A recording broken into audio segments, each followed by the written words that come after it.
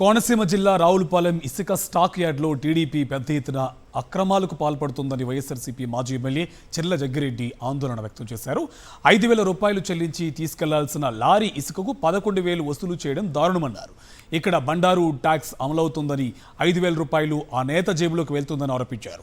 వైఎస్ఆర్సీపీ హయాంలో ఇసుక గుట్టలకు వద్దకు వచ్చిన చంద్రబాబు అక్రమాలు జరుగుతున్నాయని ఆరోపిస్తూ సెల్ఫీ తీసుకున్నారని, ఇప్పుడు టీడీపీ హయాంలో జరుగుతున్న అక్రమాలు కూడా చూసి ఇక్కడ సెల్ఫీ తీసుకోవాలని తెలిపారు. ఆయన ఇప్పటికైనా ఇసుక విషయంలో అక్రమాలు ఆపకపోతే తీవ్రస్థాయిలో ఆందోళన దిగుతామని హెచ్చరించారు మాజీ ఎమ్మెల్యే చెర్ల జగ్గిరెడ్డి. దీనిపై మరింత సమాచారం రావులపాలెం నుంచి మా కరెస్పాండెంట్ హరీష్ రావు అందిస్తారు. రాష్ట్రంలో తెలుగుదేశం పార్టీ అధికారంలో వచ్చిన దగ్గర నుంచి కూడా ఇసుక అక్రమాలు ప్రారంభమైపోయాయి.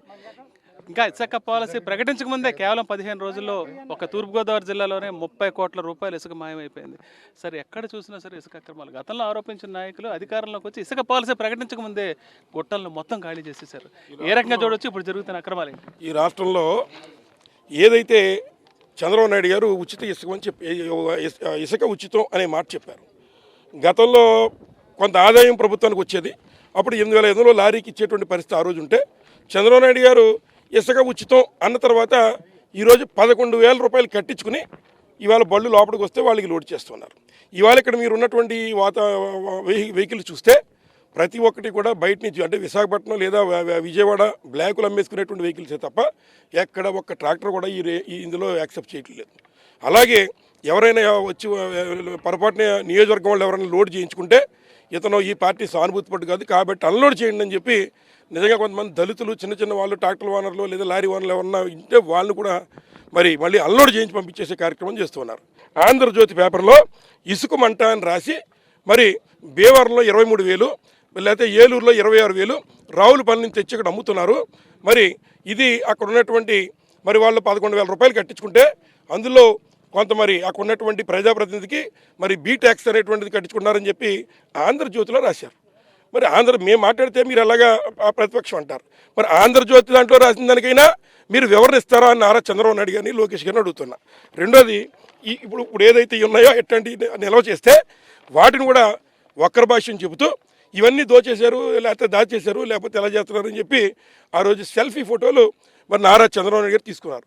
జగన్మోహన్ రెడ్డి గారు ఏదైతే వరదల సమయంలో ఇబ్బంది ఉండకూడదని చెప్పినటువంటి దాన్ని కూడా ఆ రోజు తప్పుగా ప్రచురించే కార్యక్రమం చంద్రబాబు నాయుడు గారు చేశారు.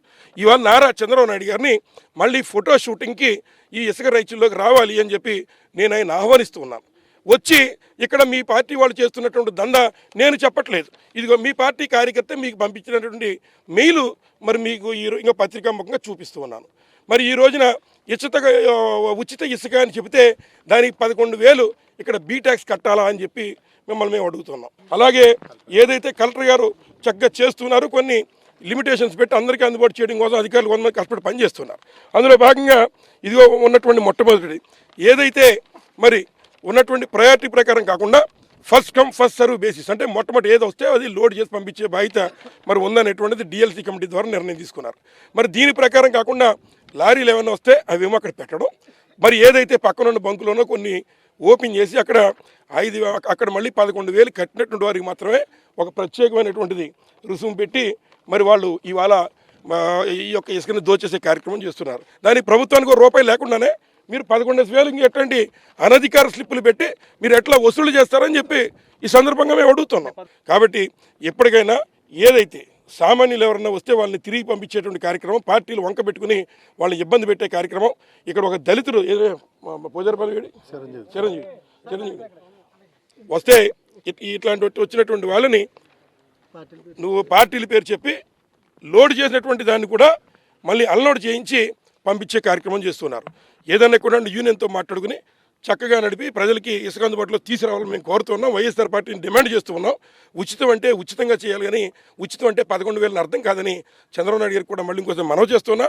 తప్పనిసరిగా పార్టీలను పక్కన పెట్టి ఎవరికి ఇసుక కావాలన్నా కొత్తపేట నియోజకవర్గంలో ఉన్న వారందరికీ కూడా ఇసుక అందుబాటులోకి తీసుకురావాలని మేము కోరుతున్నాం.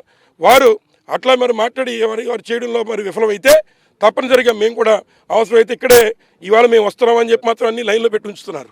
మేము వస్తున్నామని చెప్పి లోడింగ్ కూడా ఆపేశారు. కాబట్టి ఇక్కడ మీరు ఎట్లా చేస్తే నేను డైలీ అవసరమైతే రిలే దీక్షలు పెడతా. ఏది first come first serve base అనే విధంగా ఏది వచ్చినా కప్పం కట్టకుండానే లోపలికి వచ్చి విధానం పెడితే ఊరుకుంటాం, కానీ కప్పం కట్టే విధానం పెడితే మరి మేము కూడా మరి దీన్ని ప్రతిఘటిస్తామని చెప్పి ఈ సందర్భంగా మీకు తెలియజేస్తూ, సామాన్యులకి ఇసుక అందుబాటులోకి తీసుకురావాలి. జగన్మోహన్ రెడ్డి గారు వర్షాకాలంలో విపత్కర పరిస్థితుల్లో కూడా ఇసుక కొరత రాకూడదని చెప్పి పెట్టిన స్టాక్ని ఎట్లా తప్పుడు మాటలు మాట్లాడకుండా మీరు ఏదైతే సెల్ఫీ ఫోటోలు తీసుకున్నారో ఇప్పుడు వచ్చి మీరు చేస్తున్న దందాకి సెల్ఫీ ఫోటోలు చంద్రబాబు నాయుడు గారు తీసుకోవాలని కోరితే సెలవు తీసుకుంటున్నారు. ధన్యవాదాలు. రావులపాలెం ఇసుక స్టాక్ పాయింట్ వద్ద అక్రమ దందా ఏ రకంగా జరుగుతున్న విషయాన్ని మాజీ ఎమ్మెల్యే జగ్గిరెడ్డి స్పష్టంగా వివరించారు.